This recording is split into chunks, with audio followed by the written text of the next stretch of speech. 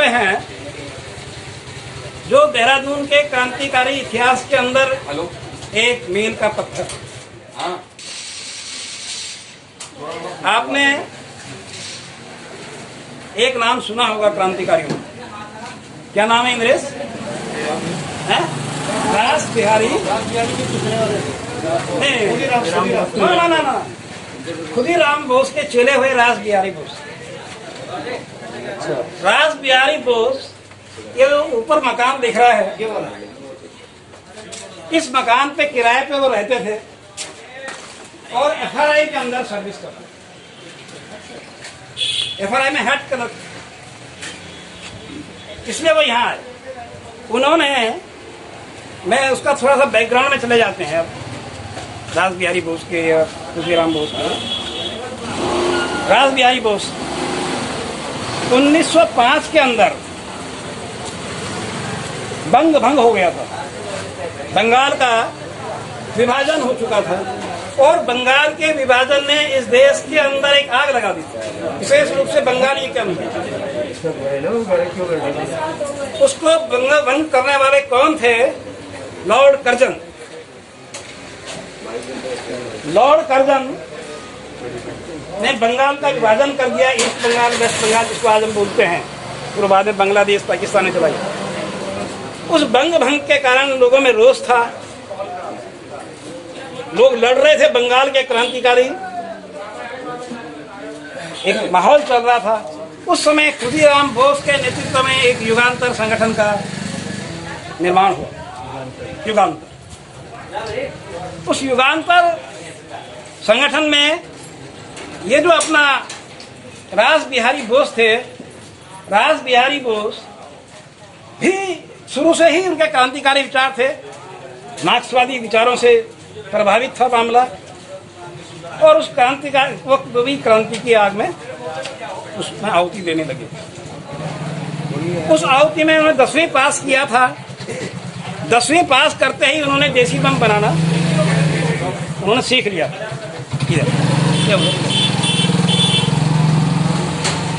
अब देसी बम वो बना लिए थे, उनको जिम्मेदारी दी गई उस युगांतर संगठन से, आप जाइए फौज में भर्ती होइए और फौज में भर्ती होके वहाँ के सैनिकों को अपना हमदर्द बनाइए देश की आज़ादी के आंदोलन का, और हमदर्द के वहाँ पे तैयार कीजिए।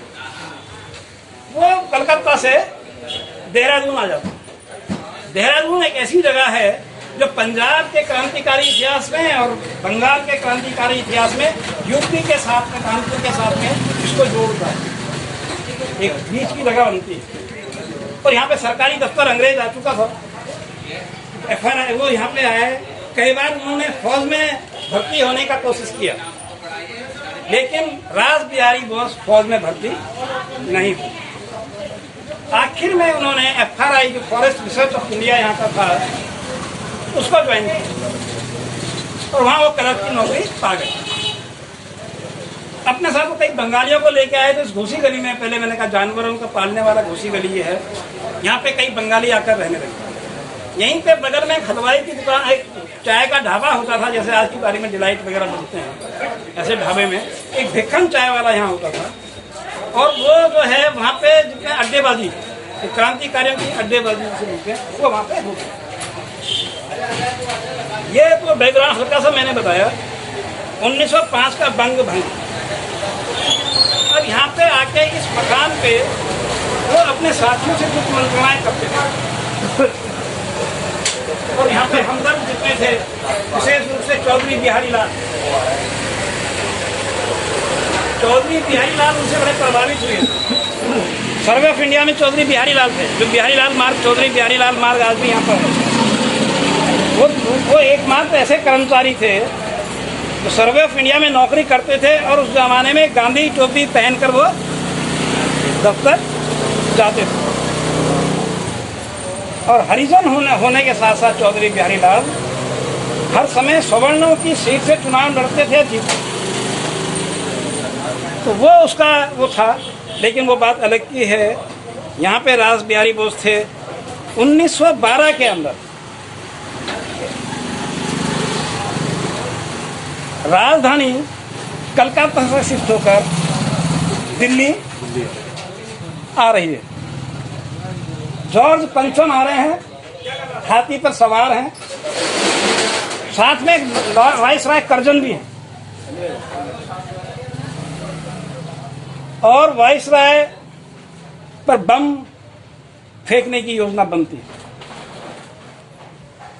बम इस मकान के अंदर योजना बनती है, बम तैयार होता है। देहरादून का एक बसंत सिंह आदमी वो भी साथ में चलता है और FRI से छुट्टी ली जाती है। छुट्टी लेके दिल्ली जाया जाता है।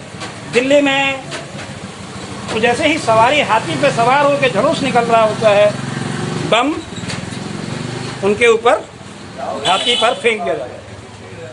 उसमें लॉर्ड वाइसराय तो बच जाते हैं, घायल होते हैं, घोड़े से गिर जाते हैं नीचे हाथी से, लेकिन उनका एक आदमी वहां मर जाता है।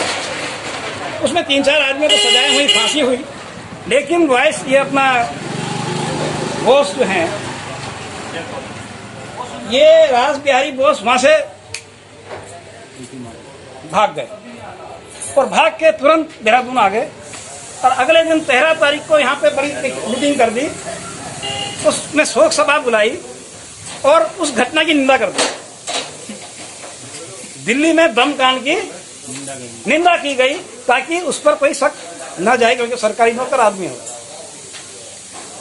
और जो है वो अंग्रेजों के कॉमन फ्रेज इतना था कि अंग्रेजों के वो भगत से दिखते थे।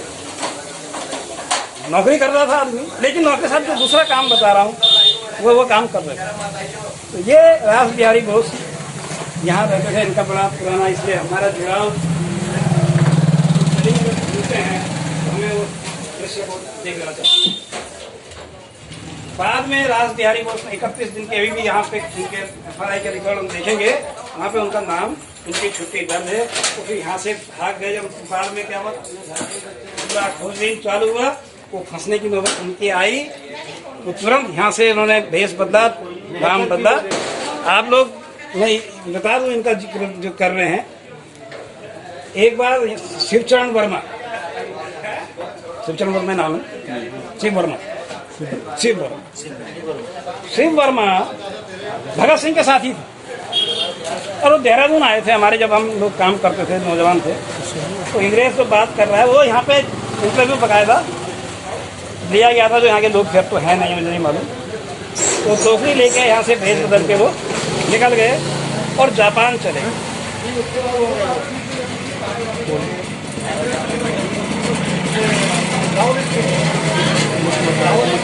लाहौर, हाँ, मतलब वो लाहौर स्पीति थे, पर मतलब वो फिर जहाँ जाने के होंगे वो मेरे को डिटेल नहीं है। जो मोटी बात ये है कि वो जापान चले जाते। पर आपको ताज्जुब होगा, जापान में वो सुभाष चंद्र बोस से पहले इंडियन नेशनल लीग की स्थापना कर जाते हैं। वो इंडियन नेशनल लीग की स्थापना कर जाते हैं, वहाँ रहते हैं, चाय की दुकान में देखते हैं, लड़की एक दिखती है, उस जापानी लड़के से शादी भी कर। रास बिहारी बोस जापान में रहे उसके बाद जी। यहाँ तो अंग्रेज था ना, यहाँ तो यहाँ कहाँ से आते हैं।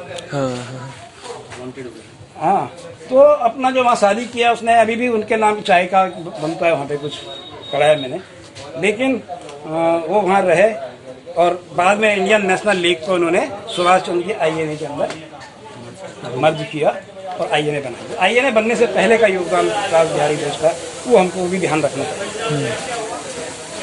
एक और यहाँ के क्रांतिकारी 2-3 हम नाम लेंगे, ज़्यादा बात घुसी गली में इसलिए उनकी करी। राजा महेंद्र प्रताप, राजा महेंद्र प्रताप का संबंध भी देहरादून से, क्योंकि कल परसों शहीदी दिवस है।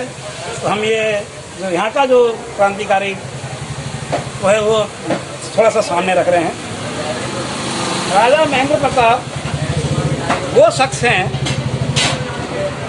जो मथुरा की रियासत के मालिक हैं। मथुरा, वृंदावन, पूरा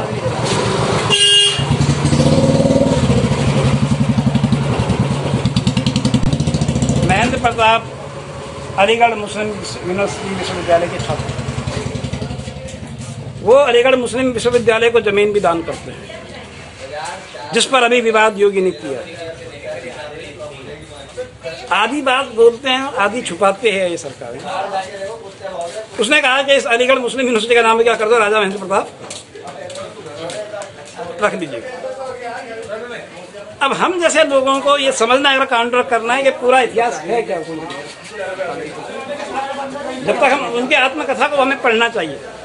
उसने राजा महेंद्र प्रताप ने आत्मकथा भी लिखी है, वहाँ पढ़ा है उन्होंने, उनका तस्वीर वहाँ लगा हुआ है अलीगढ़ मुस्लिम यूनिवर्सिटी में आज भी। और देहरादून में वो एक अखबार यहाँ चलाया उन्होंने बाद में आके। उस बंदे ने यहाँ से भागा, यहाँ से जब नहीं चला उनका काम भी हिंदुस्तान से, तो बाहर चले गए। बाहर जाके अफगानिस्तान चले गए। अफगानिस्तान में निर्वासित भारत की सरकार बना दी और निर्वासित भारत की सरकार के वो पहले राष्ट्रपति घोषित हुए। और उनके प्रधानमंत्री करीमुल्लाह करके हैं, मुस्लिम हैं।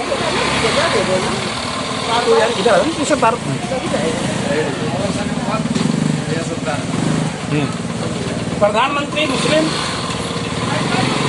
राष्ट्रपति अपना नाम पे, और वहां से वो भारत की सरकार को चलाते हैं। उसके बाद वो भी जापान जाते हैं और जापान में वो अपना रासबिहारी घोष से मुलाकात करते। एक साथी यहाँ अभी मिश्रा हैं, यहाँ जेल में सर्विस करते हैं, उन्होंने पोस्ट किया रासबिहारी घोष का और राजा महेंद्र प्रताप। राजा महेंद्र प्रताप राजपुर रोड पर रहते थे। दुखी इंसान करके अखबार बाबू कराया उन्होंने, और हिंदुस्तान आज़ाद होने के बाद यहाँ आए, काफी यहाँ रहे। उनका भी एक उसको हमें कहना चाहिए। जो